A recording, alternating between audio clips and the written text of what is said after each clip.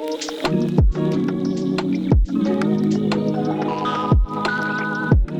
y'all. I'm Brie Rhiannon. Thanks so much for coming back to my limited podcast series on the 12 signs of the Zodiac. Today is a separate episode that is actually going to just be focused on the construction of the Zodiac wheel itself. So really, this is an image that I have helped create to put out there in the world that y'all can all have and keep, with all of my, little engineering doodad applications actually visually labeled on the construction of the Zodiac wheel, in addition to everything that we focused on and talked about when it came to our rulerships and all of the things that you need to remember and all the stuff when it comes to your planetary rulerships, your mode, and everything like that. But what I really want to focus on, because it's new information that I'm putting out there that I've never seen a Zodiac wheel that has the little plus and the minus on it, like on your battery. Of what signs and houses are projective versus receptive when we're building each axis by polarity. So this is really going to be the shortest episode. You can have this image even while you're listening to those other episodes as well. But there are just certain aspects of looking at the Zodiac wheel constructed in this way, in addition with certain houses meeting, and that we're talking about this interaction of the energy and this polarity being built by axis that is creating this equal and opposite reaction most of the way through on the wheel, but that when you build it by axis, you actually have two sections of the Zodiac wheel that meet, in which those houses are actually next to each other, both being projective and both being receptive houses and signs.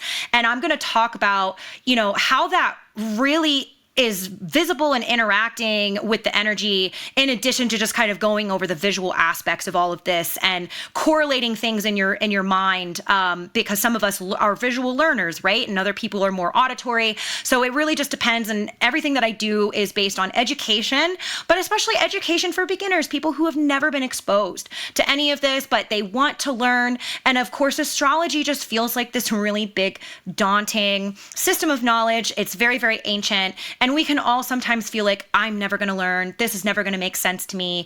And I really want to deconstruct that for people. We can take this mainstream, y'all. This is a lot more simple than a lot of people think that it needs to be. So this is what that episode is going to focus on. So this image that we have of the overall construction of the Zodiac wheel, you're going to notice always that the traditional Zodiac wheel always has Aries as the first house. And so we also want to remember that that is the definition of the ascendant on a birth chart. And then on the other side of that axis, in which we have the seventh house in Libra, that's always going to be the definition of the descendant, okay? So the ascendant, and that's like the moment in which your body was encapsulated into your human, the moment in which your soul was encapsulated into your physical human body, okay? And then the descendant on the other side, it's kind of more like invitation energy. Also, it's because it's associated with the seventh house, associated with the relationships with others and things like that. And that's information that you can get out of that. And I want to focus on how this is your beginning, your axis, your first axis that you're building, and that the Aries is the plus on the battery and the Libra is the minus on the battery.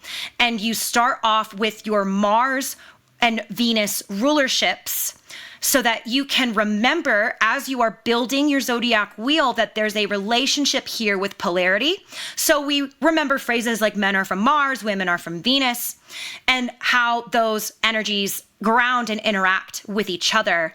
So Venus energy and Mars energy actually grounds in each other. And then you can hear that through these concepts of how men and women also, or divine masculine and divine feminine, work with each other, need each other, and operate as a system, right? Okay.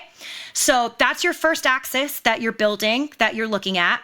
And then when you move on into the second axis that you build, which becomes the second house and the eighth house, with Taurus being the second house and Scorpio being the eighth house, you actually have this exact same planetary rulership and the exact same polarity built through Mars and Venus, but it is flipped. It is reversed. The first house that you're looking at of the second house, being the root of the eighth house, becomes Venus, which is the minus on the battery. And then the eighth house is ruled by Mars in ancient astrology. And that becomes the projective side of the house, the plus. So now we need to remember, just side note, projective, receptive, take this gendered bias out of it. It's not necessarily masculine and feminine. That can come with unintended bias. Projective and receptive is the direction of energy, the flow of energy, where it is traveling and how.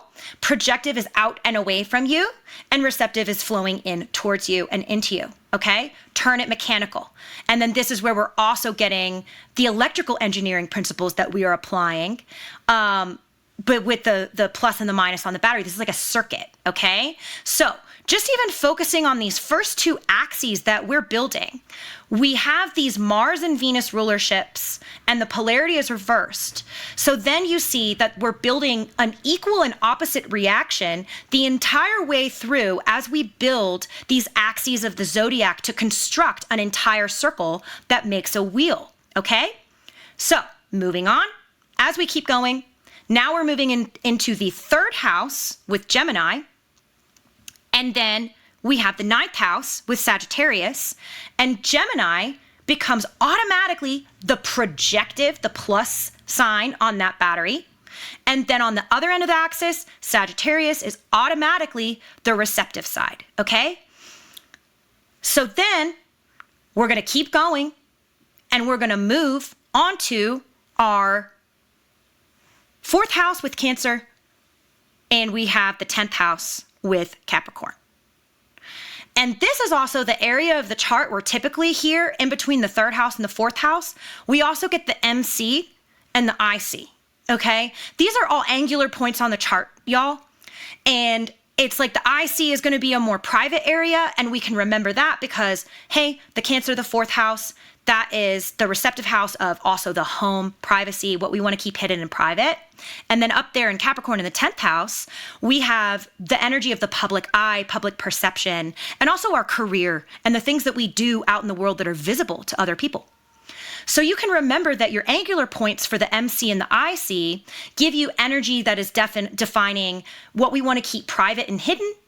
You can also view it as maybe the underworld of the chart. It's another way you could view that because it's the very bottom when your eyeballs are looking at it, right? And then up at the top, of course, yeah, that's the energy of the public where the MC gets defined. And that can give you information about your career, what you do in the public that people see and perceive from you, and the energy that you get. You can also view it as perhaps the sun shining down on the top of that chart, and it's the spotlight, okay? And then that's what is visible. So that's another, just taking a look at the traditional zodiac wheel and how these things are defined, looking at these angular points, ascendant, descendant, MC, IC, okay? And what those things mean and represent for you, especially when you start to learn to read your own personal birth chart. Okay, so then we are gonna move on to the fifth house with it, Leo, and that is automatically projective. And do you see how we're creating this equal and opposite reaction all the way through on this, like as we're moving through these each sides of these zodiacs is an equal and opposite reaction, projective, receptive, projective, receptive, projective, receptive. It's not just the axis, right? So Leo's the projective side, the plus on the battery. And then in the 11th house, the other side, we have Aquarius, which is automatically the receptive side, okay? And then we're gonna move on to our last axis to build, which is the 6th house and the 12th house. Virgo is automatically receptive in the 6th house, and Pisces in the 12th is automatically projective. Okay, well now let's look at the wheel as a whole, and I want to point something out to you that when you first look at this is going to feel like a discrepancy based on what I'm saying, that every single house is an equal and opposite reaction as the sign that came before it. Well, not when we're creating a wheel out of axes.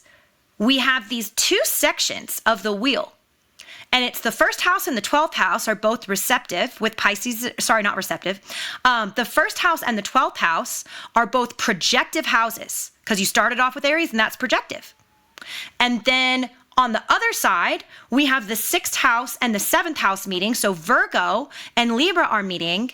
And that is based on how we were building our wheel, this meeting of a receptive houses and signs. Virgo and Libra are both receptive houses, okay? So when you look at even the rulerships of these signs of the zodiac or personality traits of people who embody these zodiac signs, it's very, very easy, especially to see it between this carryover of energy that is occurring here in this 6th and 7th house meetup of this reflection that creates these two halves of the whole circle of the zodiac wheel.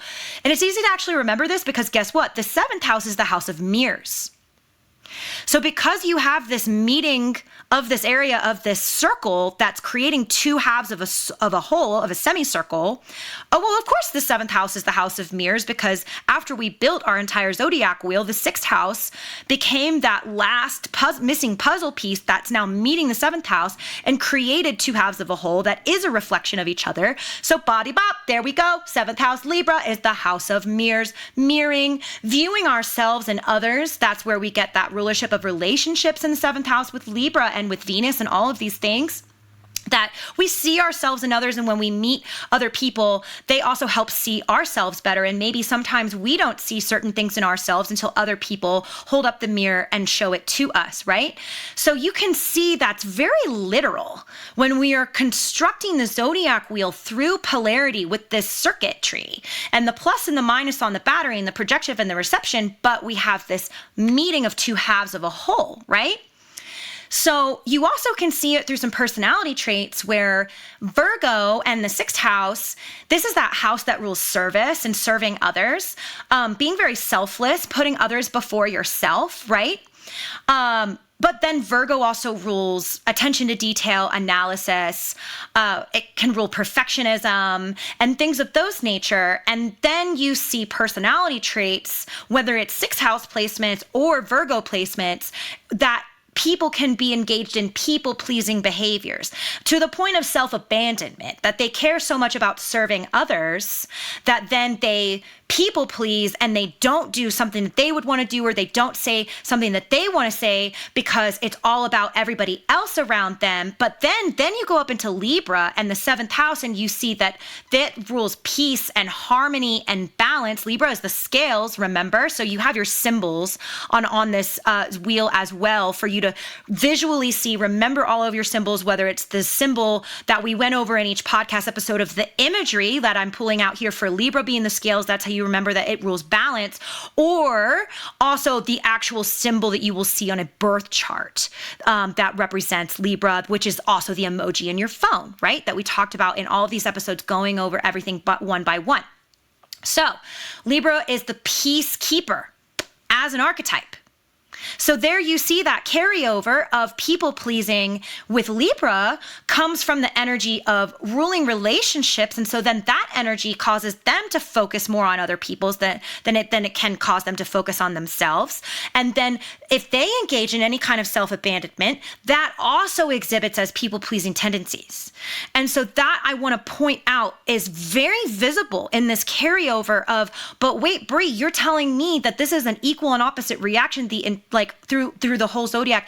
Yes and no, just these areas of the zodiac wheel where we're having this two half of the whole because we're building by polarity through axis, okay?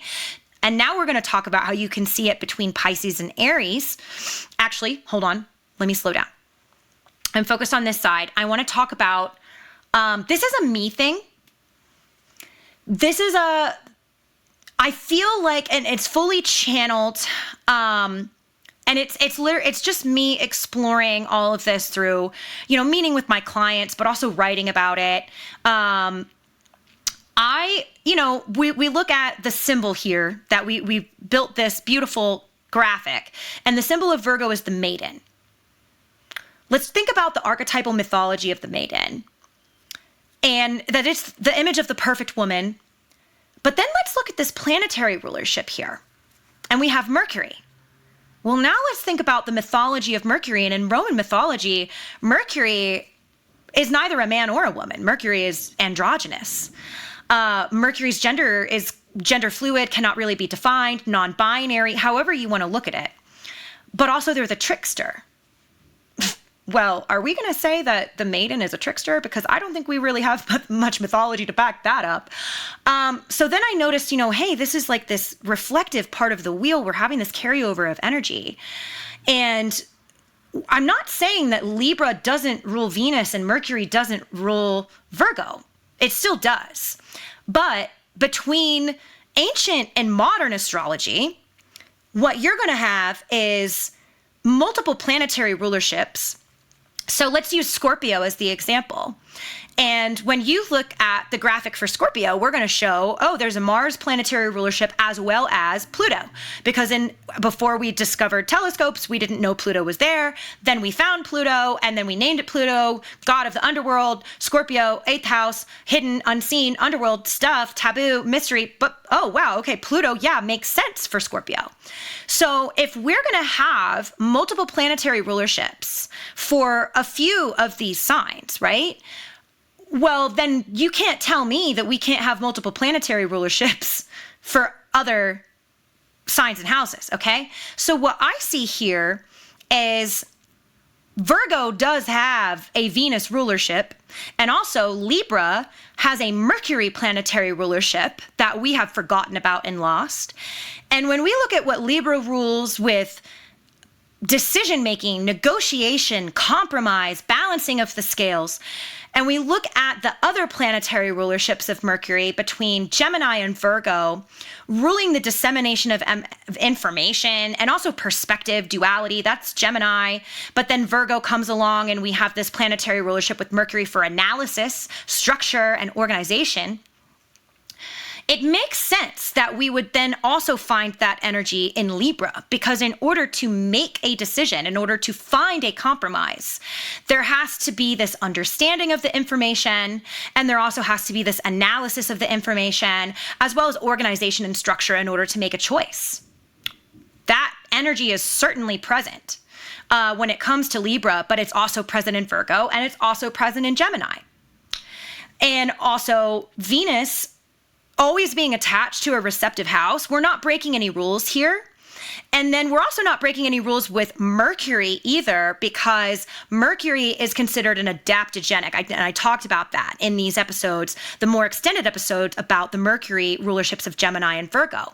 So Mercury as a planetary energy just is whatever it needs to be in order to do whatever it needs to do. So therefore, it doesn't have to be in just a receptive house or just a projective house when it comes to a planet, the way that Mars is only appearing in projective houses. And then I'm going to reinforce this when I get to the other side of the zodiac wheel, which I will start now with the first house and the 12th house both being projective houses. That Aries has that Mars rulership from the jump, and it's the first axis that we even build. And then when we get to the end, we get to this last axis, and the 12th house of Pisces is the projective house as well.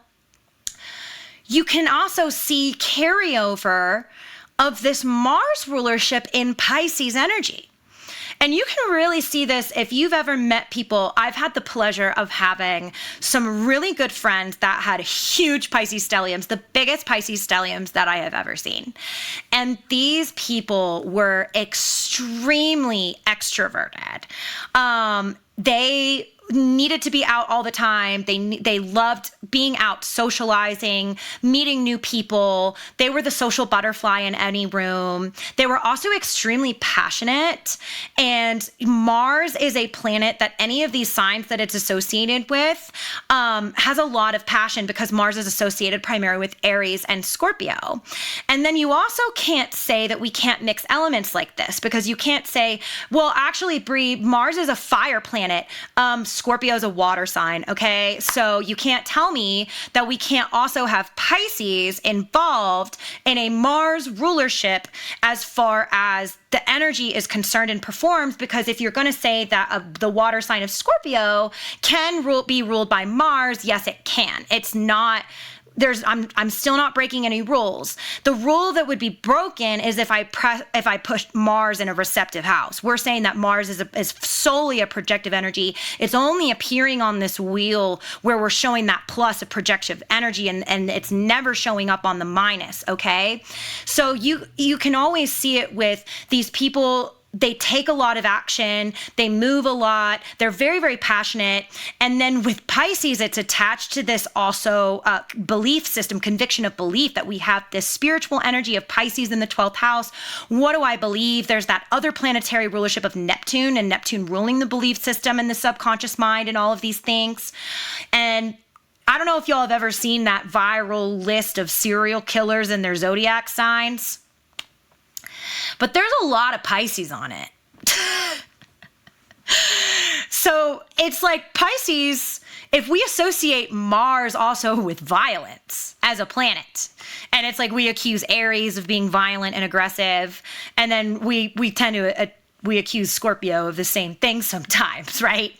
Pisces definitely fits the bill just by that list of zodiac signs that are associated. It's a lot. And it's like, well, there was this conviction of belief that was then attached to the energy of taking action and doing something so deeply that they ended up like removing people from this entire world and committing multiple acts of murder in order to have that like violence, right? And or if we want to associate it with Pisces and Jesus, that there's a general consensus from a biblical sense that we all know Jesus wasn't a Capricorn, and we know that he was a Pisces, and you get that martyrdom aspect of this, that it's like you're willing to die for this cause, but also he flipped tables, right? He got violent, he flipped tables, he was willing to commit acts of violence within his acts of protest that are filled with his conviction of belief, okay? So you can see it. You can see when you look at the zodiac wheel this way,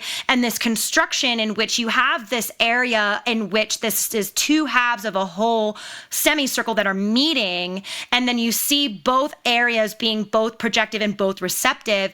It quite literally is a mirror of reflection, even from a physical energetic standpoint, a mechanical energetic standpoint, in which you are just simply building a system of energy that requires movement. And when we're looking at that movement and we have projective, meaning receptive, you have this carryover of energy, and you can really see it in these traits. So I do want to put it out there in the world that we are allowing ourselves to have these multiple planetary rulerships in certain signs and houses, but we're creating this divide, and we're creating this barrier between ancient and modern astrology, and we're creating this boundary that we're saying like cannot be crossed.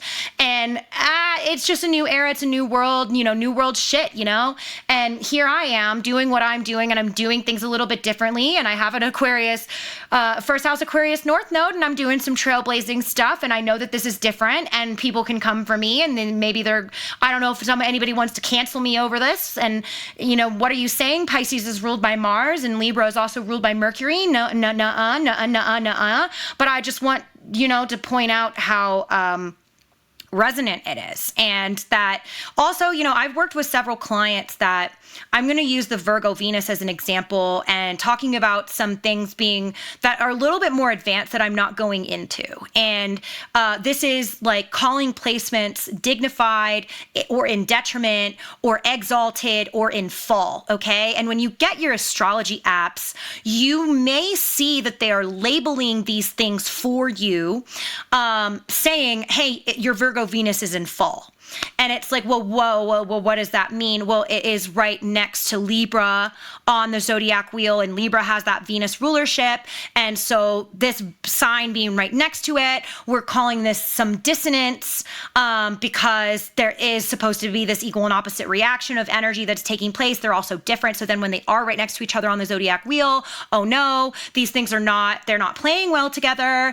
And well, but if we think of something differently and we see, oh, well, this is the symbol of the maiden, and isn't the symbol of the maiden and Venus and divine feminine associated with all of this archetypal energy? And how, if we're looking at these things as spectrums of frequency and bandwidth of definition, And then we look at our Virgo Venus differently, saying that it's in fall. We're saying that that's difficult and that's dissonant and that that's hard for me to deal with. And then that's creating blockages of understanding within the mind.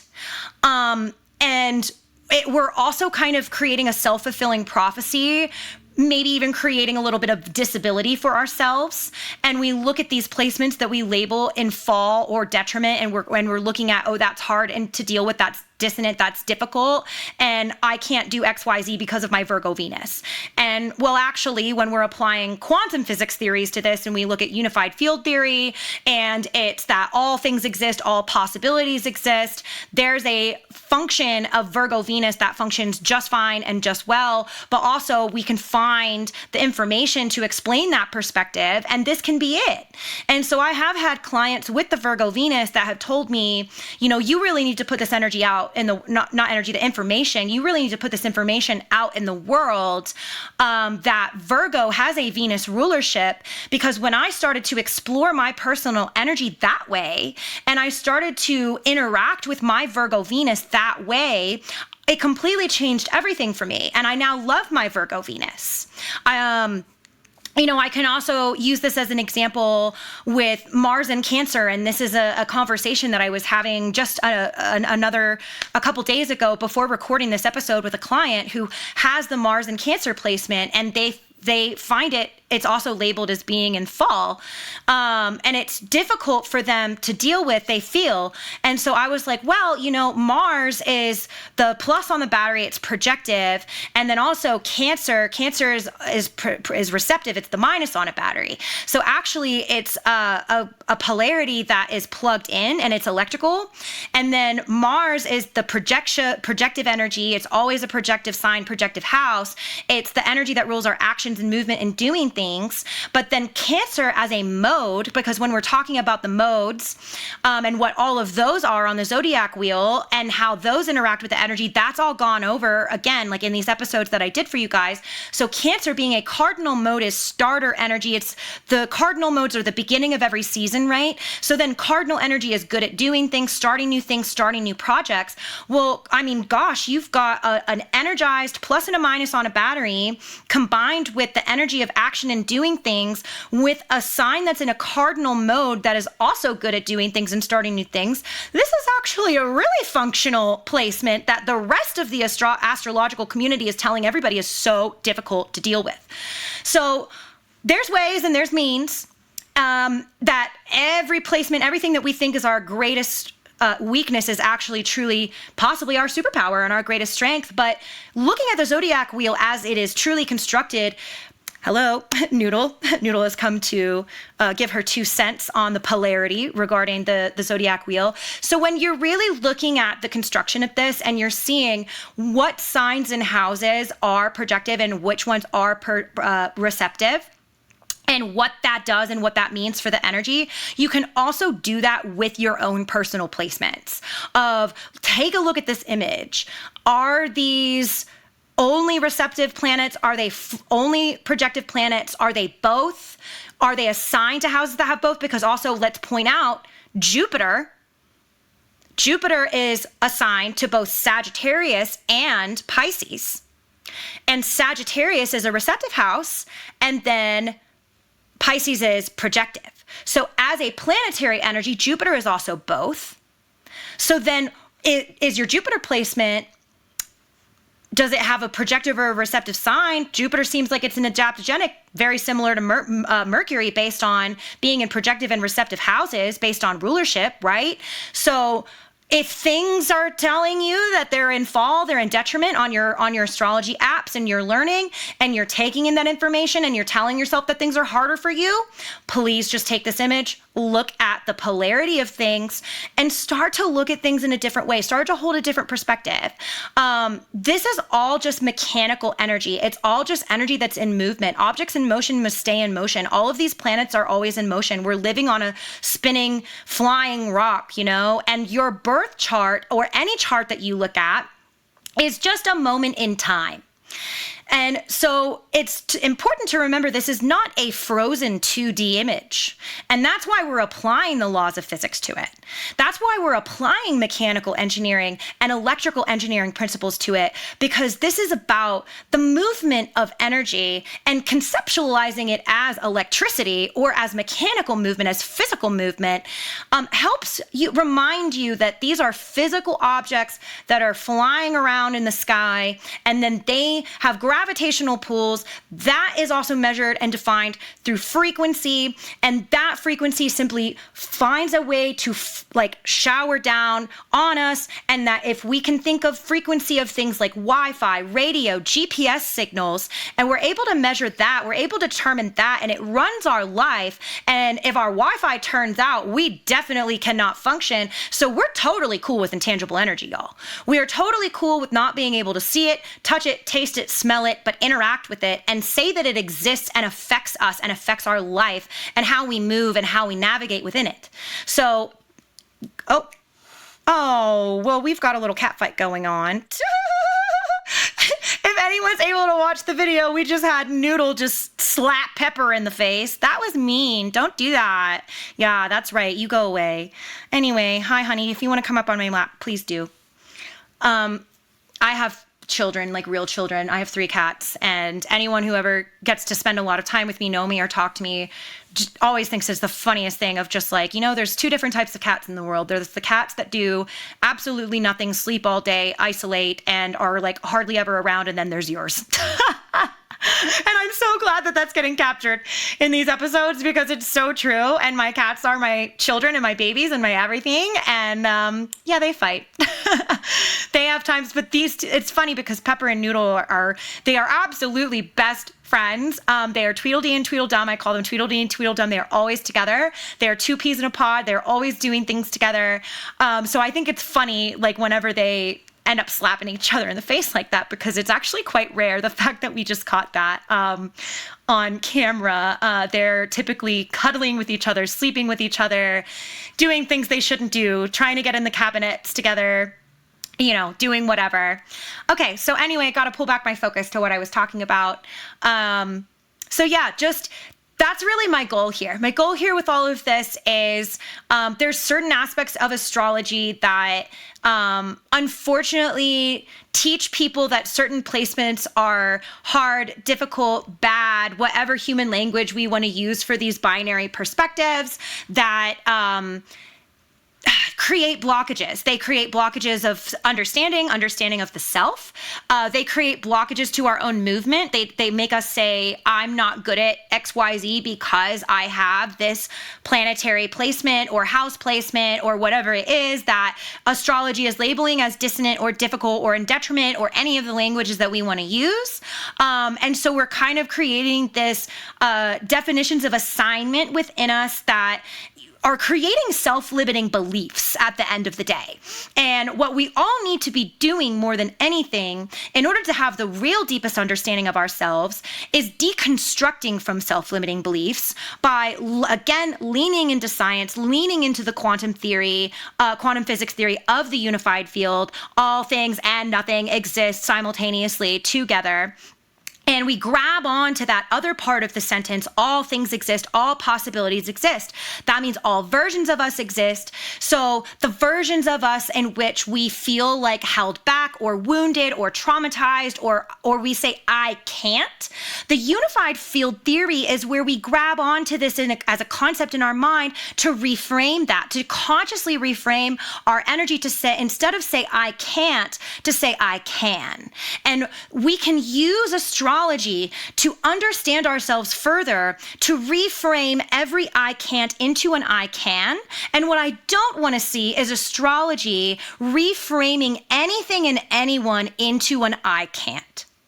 Because that's not what it's for, y'all. It's not for that. It is a toolbox. It is a tool, and it is your own orchestra of energy. It's your own toolbox of energy that you can take out, and you can wield these tools however you choose. And it's just that your birth chart is your factory default settings, and maybe there's several shelves to this toolbox, and the toolbox needs to be rearranged sometimes. And as we move through life and we're doing different things, we're learning new things, we're learning new parts about ourselves, we go off and do things we've never done before. for, well, perhaps the shelf of the toolbox of our energy that we have on the top shelf actually needs to be moved. And it's the tools on the bottom that we have struggles accessing, but we can take that and move it around and change it to the top shelf.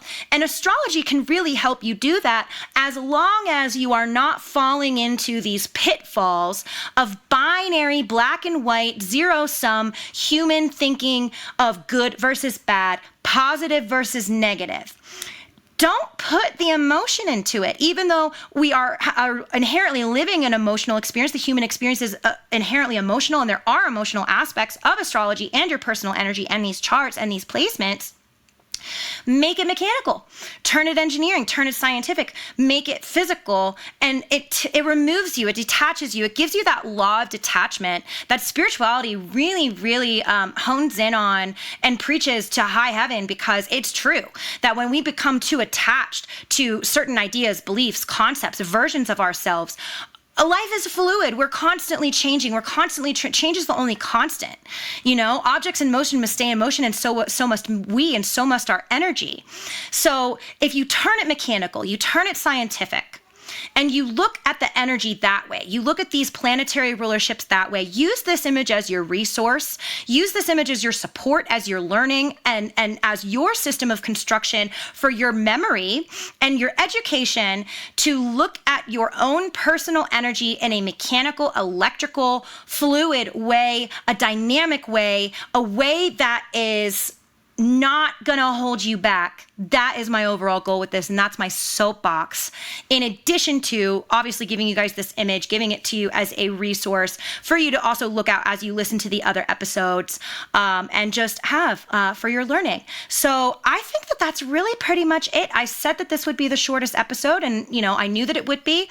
So again, if you guys want to connect with me, I am Brie Rhiannon on any and all social media platforms. So Brie, like the cheese, Rhiannon, Rhiannon, like the Fleetwood Mac song. You can find me at BrieRhiannon.com as well. So everything is just, finding me by name. If you want to book any kind of session with me, whether that's a birth chart reading or not, because remember, you guys, I do everything. I am a psychic medium. I am an energy worker. I am an oracle. I do all kinds of things. If you want to do psychic development with me, I do that. I have a year-long package. That's actually my most popular offering, where we meet twice a month, and you're in with me for an entire Zodiac year. You're in with me for all of the lunar calendar. You're in with me for all of the Gregorian calendar. So you really get to have a lot of energetic experiences in your own life, in which I'm, walking with you through those things. And then we are doing readings. We're doing energy work the entire time to help you self-discover, help you learn about yourself, help you learn about your own energy. Speaking of that, don't forget, I have digital products. I have digital workbooks.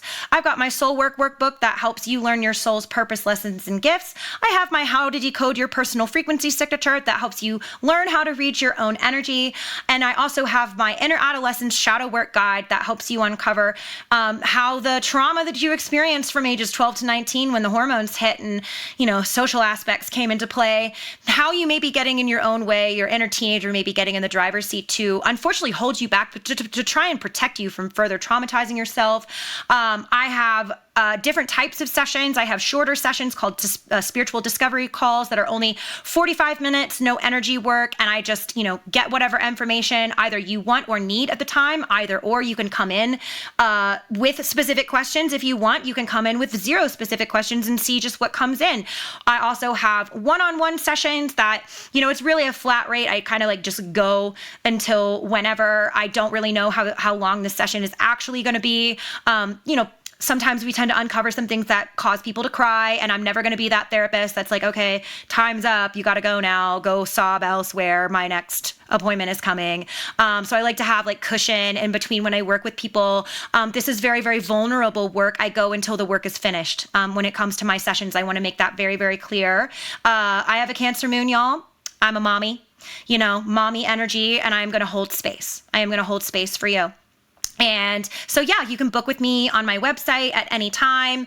And so there's also going to be a special bonus episode of this podcast in which I'm going to talk about how you can learn how to read your own birth chart, what apps I like for beginners, especially what apps are out there that I don't necessarily like that you shouldn't be using and why.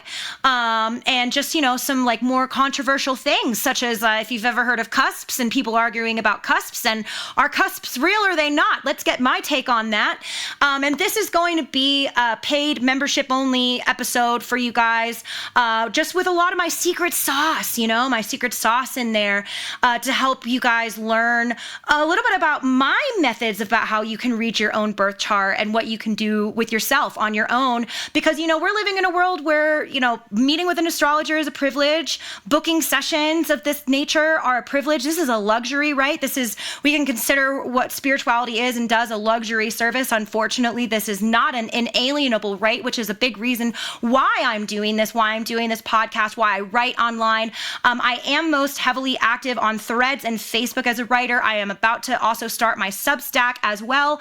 And then also, don't forget, I have a Facebook group.